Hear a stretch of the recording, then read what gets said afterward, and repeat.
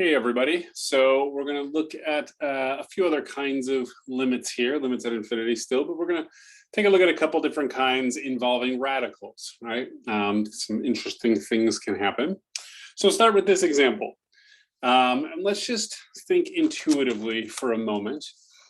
We've got the subtraction, the difference of two radicals. Both of them have an x squared. One's got a plus 5x, one's got a minus x. Let's think about what these things are doing. We're going to look at the limit as x goes towards infinity. Well, this first radical, as x gets bigger, x squared gets bigger, 5x gets bigger, it's getting bigger. And the square root of it is making it smaller, but still, as x gets bigger, the whole thing gets bigger. The other one also grows, right? But it does seem like it grows a little less because that minus x is very different than the plus 5x. So there's like a competition. This thing in the front is trying to make this thing big. The thing in the second term is subtracting, taking away, trying to pull it back down.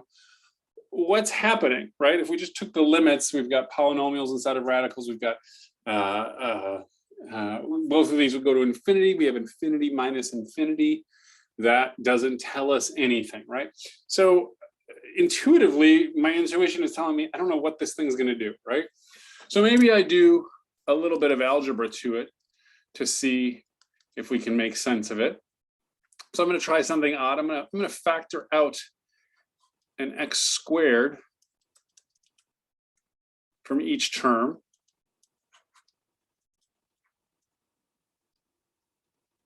Right. So the things I just factored out are not precisely the same because we have this problem at 0, but I know that I'm thinking about large numbers, so I'm not worrying about that right now. I just kind of want to get a sense of what this thing does when it's really big. Notice I have x squareds in a square root, so those both come out as x's.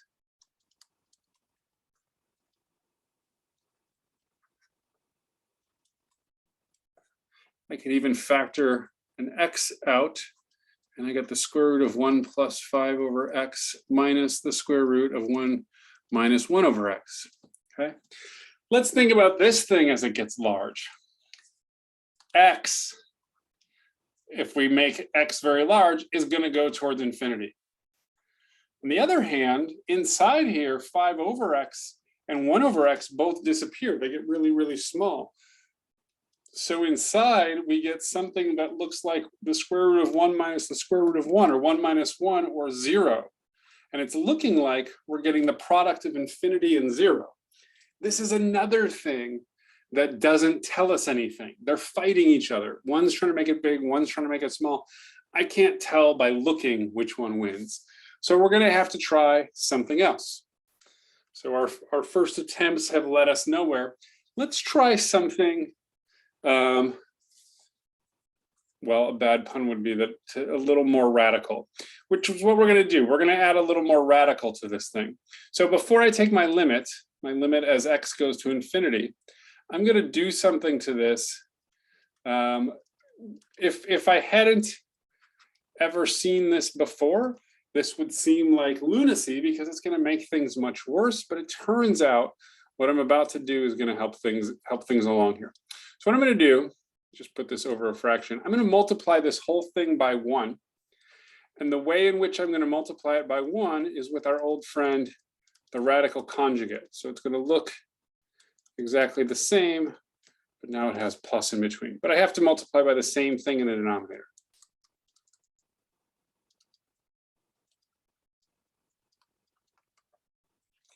Okay. What happens when we do this? Well, in the numerator, we've seen this before. These two terms multiply, we get x squared plus 5x. The minus x squared minus square root of x squared minus x and plus square root of x squared minus x multiply, and we get minus x squared minus x. The cross terms cancel out, and we end up with this. All right, let's do a little bit of simplification. I've got y equals, let's see, the x squareds cancel. We're going to have 6x over the square root of x squared plus 5x plus the square root of x squared minus x. Okay, so here is another form of the same thing, at least for large numbers. This should be the same, and in fact, it's probably for all numbers. So I don't see how that bottom can be. Oh, right, we can't put in 0, right, except for at 0. So otherwise, it's the same, and that's where we care about this thing. So it's still not obvious what we should do here, right? We want to take the limit now as x goes to infinity, 6x. Let's actually take this to another page. I realize, well, that's right. We'll scroll down and it'll work. X squared plus 5x plus x squared minus x. All right. Now we're going to remember that trick from rational functions, which is we've got something kind of like a rational function. We're going to multiply by 1 over the highest power in the denominator, in the numerator and the denominator. However, we're going to keep something in mind. It looks like we have an x squared in the denominator, but really we've got x squared plus 5x to the 1/2 power, and we've got x squared minus x to the 1/2 power. When x gets really, really big, the 5x doesn't matter as much as the x squared. This thing looks a lot like x squared to the 1/2 power, which is just x. The same thing here. This is very similar to x squared to the 1/2 power when things get very large, which is equal to just x. Okay, so we're going to try multiplying by 1 over x over 1 over x. The numerator is easy. 1 over x times 6x just gives us a 6. But in the denominator, let's do a little scratch work. Let's look at this first term. When I take 1 over x times x squared plus 5x, I can write this as 1 over the square root of x squared times x squared plus 5x, right? Because if you've got this large x, squaring it and taking the square root gives us back the same number. So that's the same thing. Now that means when I take it in, I can take this inside, right? I've got, I can rewrite this. So let's do it this way. This can be rewritten as x squared plus 5x over the square root of x squared. And then I can use rules of radicals to make this one thing. And then I can split this up as x squared over x squared plus 5 over x squared. Let's write that here. X squared over x squared is 1 plus 5 over, oh, it should be x, right? We just lose 1 power. Okay. And a similar thing happens in the other radical, right? Same kind of work. That 1 over x comes inside as an x squared. So 1 over x squared times x squared gives me 1. X over x squared gives me 1 over x. Okay, now we're almost there. Remember, we can use all of our limit laws. So I can take this to be the limit as x goes to infinity in the numerator. And then we can take the limit as x goes to infinity, 1 plus 5 over x, plus the limit as x goes to infinity of the square root of 1 over 1 minus x. And then we have a limit law. Let's come here. Well, the numerator, the limit of 6 is just 6. We have a limit law that lets us slip this inside the radical because this is a continuous function when we're out at large numbers. Same thing here, right? This is looking pretty ugly, but it's all tracking. All right. And now we've got simple things that we've taken limits of before, right? The limit of 1 is just 1, 5 over x is 0.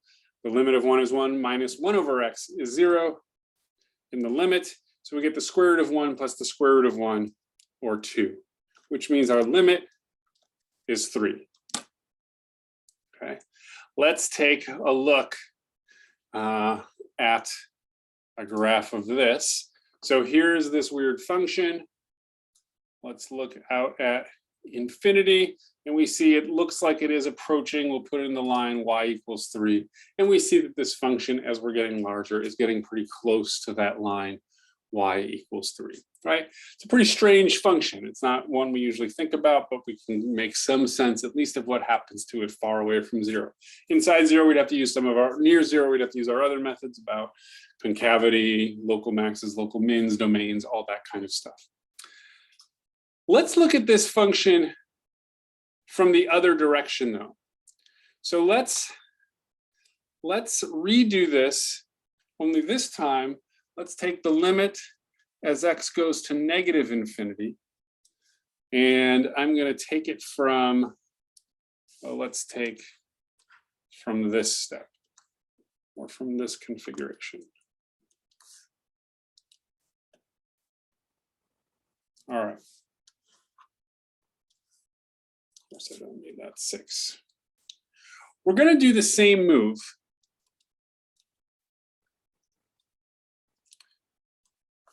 Actually, I don't need to write another step. We're going to do the same move, and we're going to multiply the numerator and the denominator by 1 over x.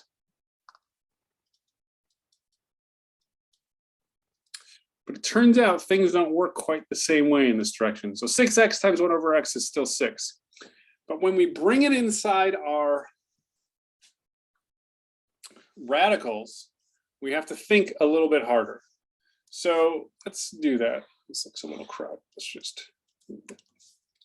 So let me think about what happens when I write, well, let's just do the same thing again. 1 over x times the square root of x squared plus 5x. What we did last time was write 1 over x squared, 1 over the square root of x squared. And the reason we did this is because we used the idea that x is equal to x, the square root of x squared. It feels an awful lot like that's true, but it's not. This is true only if x is greater than or equal to 0. What happens when it's less than 0? So pretend x is negative 9. Well, if we were to put negative 9 into x squared, right? If I take negative 9 and I square it and then take the square root, I don't get negative 9. I get 9. This is the positive square root. So we need to actually take the negative square root. If x is less than, we can put or equal to on both, but that kind of bothers me, even though it's true. So from the negative side, we need to add that negative because squaring it and taking the square root always returns a positive if we take the positive square root. But if we're starting with a negative, we should get a negative back. So we have to take the negative square root. So in this case, we have to add a negative here.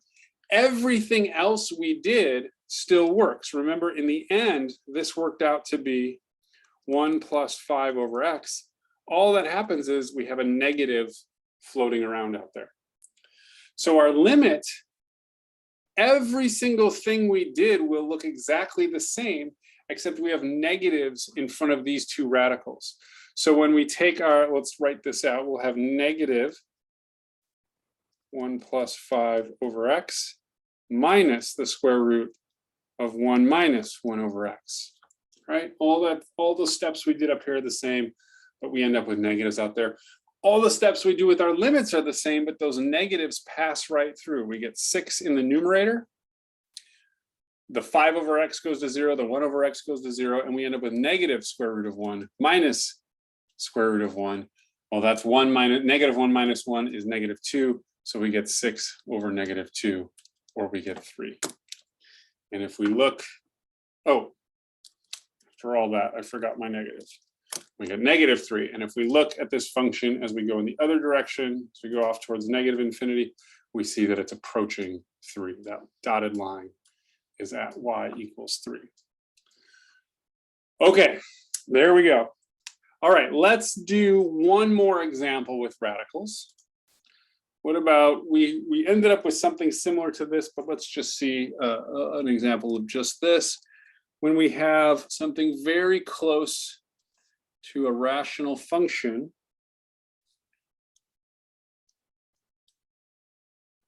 4x to the 6th minus 2x plus 7. Let's look at this function. Okay, so we're going to kind of learn a lesson that we learned a moment ago, or use a lesson that we learned a moment ago. I want to take the limit as x goes to infinity.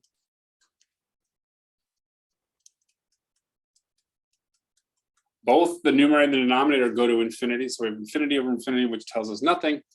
We're going to multiply by 1 over the highest power of x in the denominator.